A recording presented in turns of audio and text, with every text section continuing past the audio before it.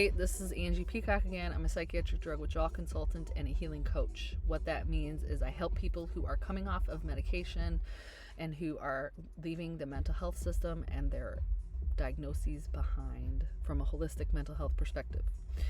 If you'd like to see me individually or book a session, my website is www.angiepeacock.com. If not, you're welcome here to my free YouTube channel. All right, so today we are talking about therapy and psychiatric drug withdrawal. I have some very controversial thoughts about that. So let's get into it right now. This is part 3 of a series about therapy. So if you didn't see the other 2 parts, just go back on the channel and watch part 1 and part 2, and then maybe come back to part 3. All right, so let's get into it. Do I believe therapy is helpful in psychiatric drug withdrawal? Yes and no. All right, that's my answer. So yes, it's helpful, especially when like you have someone to look forward to, you have someone that cares about you, you have someone that's looking out for you, you might have someone to advocate for you, write a letter for you, help you get services, someone that you have to like vent to. For me, it was something to look forward to. So every Wednesday at 10 a.m., I knew that I had to go to my therapist. However, I screened her very well. I had to feel safe with her. I had to be able to express myself without her calling anyone on me. I had to really trust her and know that she had my back and know that she was going to help me get through withdrawal. I also had to educate her. I remember when I first met her, I said, I sent her an email and I said, "Hi, I'm going through withdrawal right now, and I need you to understand that. So can you Google it?" And she said, "No, I will not Google anything. But if you have something that you'd like me to read, please bring it to your first session, and I'm more than happy to go over it with you." So I went to, I think it was Benzo Info Coalition's website. No, Baylissa at the time had a letter to therapists, I think. And she doesn't have it up anymore that I know of. I have a letter to therapists. I'll put it below. But I brought her letter to my therapist and let her read it. And it was just like, this person is experiencing withdrawal. And when that happens, they can feel very overwhelmed and their sensory overload, whatever it said. So she read that. She took it in. She was like, "Okay, yeah, I can help you with that." And she was an EMDR therapist. So she tried to do EMDR with me, and I will tell you it was not helpful for me in withdrawal. It actually made me feel worse.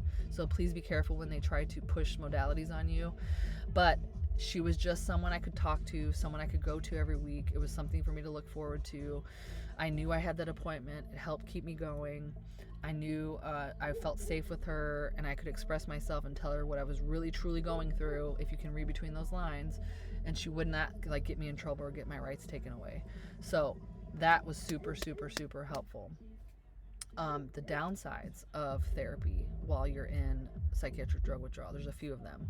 Number 1, lots of therapy nowadays is like over telehealth. I don't think it's safe or ethical for someone to be giving therapy to someone, especially if it's like trauma stuff, over Zoom, especially not over state lines, okay? So if someone's doing that for you, you really need to look into the ethical nature of that. I don't think that's a good idea, okay? If you feel overwhelmed and you feel further traumatized and you're alone by yourself and there's not another therapist in the room to like ground you in your moment of need, you don't want to leave yourself hanging like that. Like, it's not fun, okay? I've been there. It's terrible. And you feel worse, you know what I mean? And especially in this experience of coming off meds, that's not a place you want to be.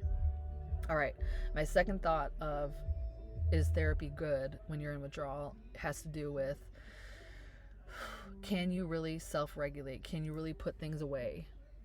There's certain stages you can, sometimes you can, sometimes you can't. It's a personal decision. I would never tell someone, don't go get therapy, okay? It's just, do you feel better? Is it actually working? Do you feel a sense of like closure?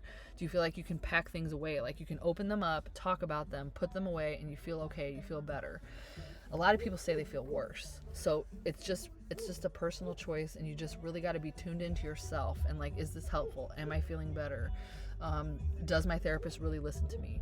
I will tell you, this is my third point. A lot of my coaching work, I see tons of therapists harming people in withdrawal. Okay, number 1, they're interpreting their experience as more anxiety or more depression, or maybe you have schizophrenia or you're borderline. No, the person's in withdrawal. Go learn about it. Like, hello, learn about it, okay? If the therapist is not open to learning about what you're going through, that is not the therapist for you. And I know a lot of us are in weakened states. We can't really voice our opinion. We can't really stand up for ourselves. And it's like you feel vulnerable. And when the therapist doesn't get you, that's more harmful, okay? I've also seen this phenomenon. I'll never forget this. A client of mine told me, her therapist said, ever since I've been seeing you, you've been getting worse. And I also noticed, like, you're really focused on this taper.